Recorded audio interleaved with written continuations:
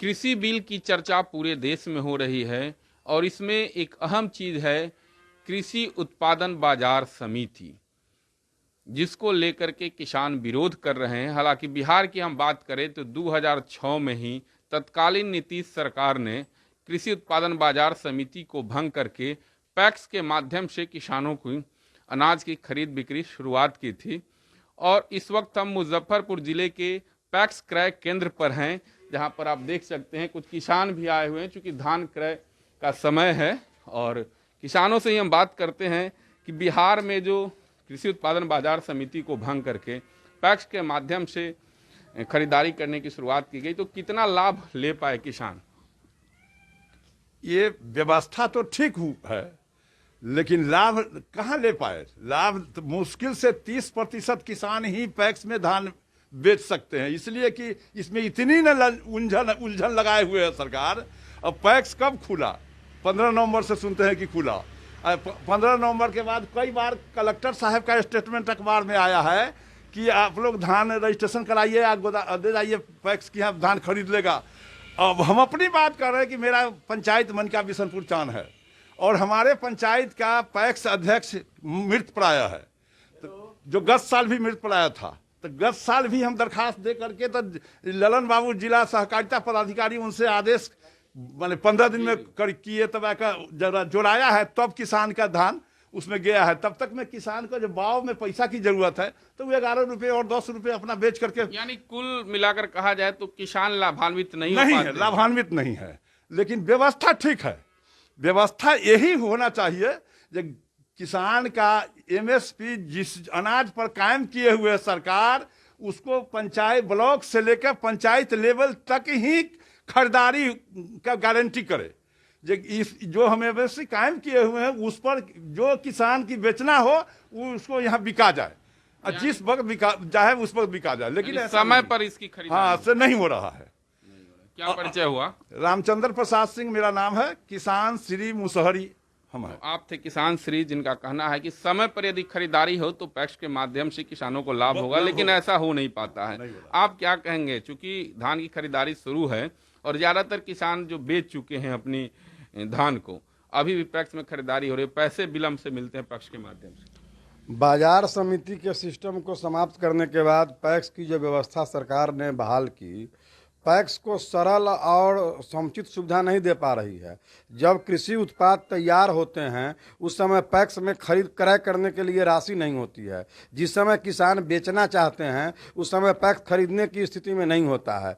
फलस्वरूप किसानों को अपने आवश्यकता के पूर्ति के लिए बिचौलियों के हाथों अपने उत्पाद को, अपने अनाज को बेचना पड़ता है। ये सबसे बड़ा दिक्कत है। इसलिए पैक्स की व्यवस्था को इतना सरल और मजबूत बनाया जाए कि जिस समय कृषि उपज उत्पाद तैयार होता है उस समय पैक्स में सारे संसाधन और राशि उपलब्ध रहे कि किसान जिसको जिस मात्रा में अपना उत्पाद है वो वहां जाके बेच दे। यह बिहार में नहीं हो रहा है। सरकार ने जिस तरीके से बाजार की व्यवस्था, बाजार समिति की व्यवस्था समाप्त करके पैक्स की व्यवस्था बहाल की, तो यह व्यवस्था ठीक है, लेकिन पैक्स को सारे उस समय भी आप लोग पुराने किसान हैं जो बाजार समिति चालू था और वहां पर किसान जाके अपनी फसल को बेचते थे, तो क्या स्थिति थी और अब क्या अंतर?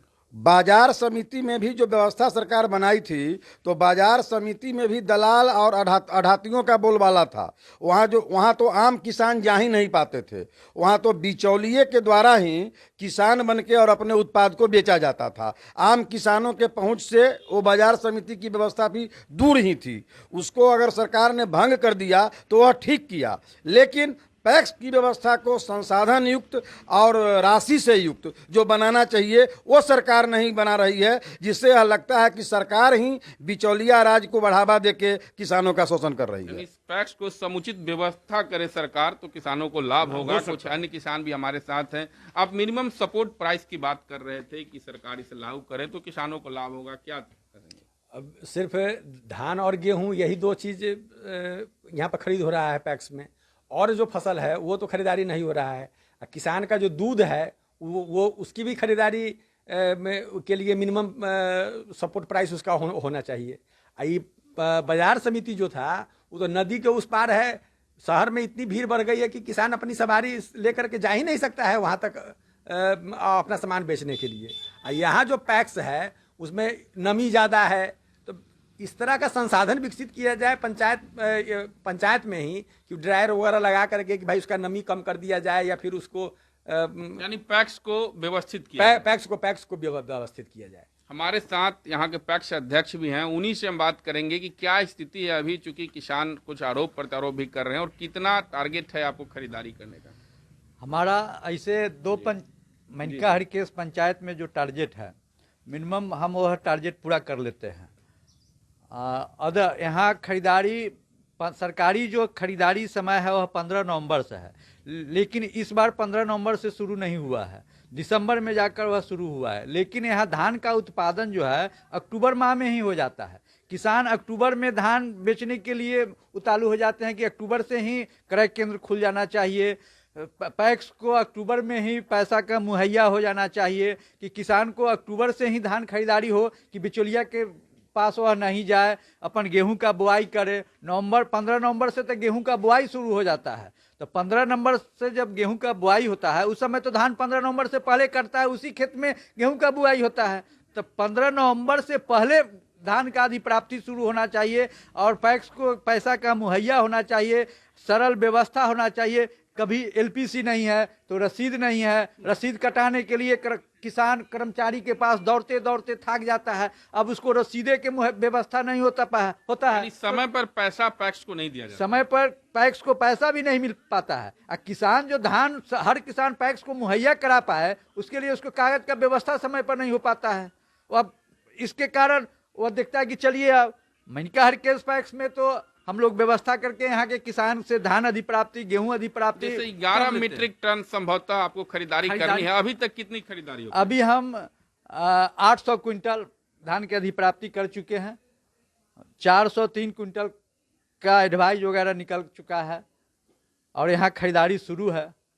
लेकिन जैसे किसान श्री ने भी बताया कि 70% किसान चूंकि उन्हें पैसे की जरूरत होती है तो अपनी फसल को बेच चुके रहते हैं, इसके बाद पैक्स में खरीदारी शुरू होती है। 30% किसान श्री ने सही बताए हैं कि खरीदारी यहाँ लेट के शुरू होता है, सरकारी पैसा लेट के मुहैया होता है, और जो किसान को ये होता है कि नहीं पैक्स खुलेगा ही तो वह अपना कहीं से उधार पैंचा कर्जा लेके खेती कर लेते हैं, फिर पैक्स में धान दे के अपना उस कर्जा वाले को अपना पैसा देते हैं, लेकिन खरीदारी समय से नहीं हो पाता। किन किन फसलों की खास करके खरीदारी होती है? यहाँ धान और गेहूं का खरीदारी होता है, लेकिन धान के खरीदारी पैक्स करते हैं, गेहूं के खरीदारी नहीं कर पाते हैं कि जिस समय गेहूं का उत्पादन होता है उस समय गेहूं का मार्केट मूल्य और पैक्स का मार्केट मूल्य दोनों मिलता जुलता रहता है। तो देखते हैं कि अब पैक्स में देने जाएंगे, सरकारी विधि व्यवस्था इतना लंबा चौड़ा है, रसीद कटाओ ही करो, नगदे उतना में मिल जाता है तो गेहूं का अधिप्राप्ति उतना नहीं कर पाते हैं। लेकिन मक्का का भी अधिप्राप्ति पैक्स में होना चाहिए। यहाँ के किसान आलू में मक्का लगाते हैं,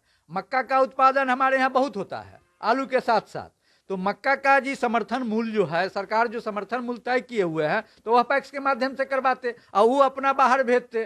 किसान यहाँ मक्का बेच देता है 800-900 के कुंटल में, इस बार मक्का बेचा है किसान। आप थे यहाँ के पैक्स अध्यक्ष जिनका भी कहना है कि सरकार सही समय पर पैसा मुहैया कराए और किसानों के लिए थोड़ा नियम को सरल बनाए ताकि उनका अधिकतम अनाज जो है वह पैक्स के माध्यम से खरीदारी हो, जो नहीं हो पाता है। कुछ अन्य किसान हैं उनसे भी हम बात करेंगे। क्या कहेंगे आप, कितना कारगर है पैक्स और पुराना बाजार समिति? जो पुराना बाजार समिति से पैक्स तो ठीक है, लेकिन सरकार का जो भी व्यवस्था है फसल खरीदने के लिए या कोई भी जैसे सरकारी व्यवस्था है उसमें सरकार कहती है कि एलपीसी देने के लिए, और सरकार एलपीसी के लिए ऑनलाइन सिस्टम कर दिया है। और ऑनलाइन में भी व्यवस्था यह है कि जिसके नाम से स्वयं जमाबंदी है उसी का एलपीसी बन पाता है, और नहीं तो जिसके नाम से बाबा दादा के नाम से पिता के नाम से जमीन है उसका एलपीसी नहीं बन पाता है क्योंकि उसमें स्वयं मांगता है। यानी चाह कर भी किसान को मजबूरी हो जाती है पैक्स से अनाज नहीं बेचना। जी जी जी, और उससे किसान को कोई फायदा नहीं हो पाता है। तो आप देख सकते हैं इस वक्त हम पैक्स गोदाम पर हैं जहां पैक्स क्रय केंद्र है और गोदाम भी खाली ही है क्योंकि यह लास्ट सीजन चल रहा है खरीदारी करने का।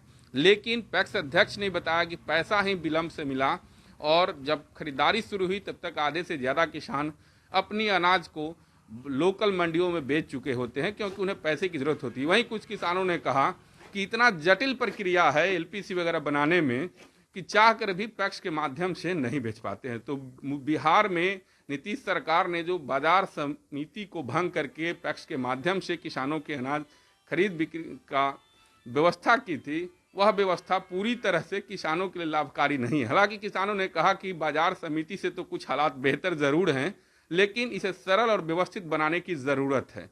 मणिभूषण शर्मा, मुजफ्फरपुर, बिहार तक।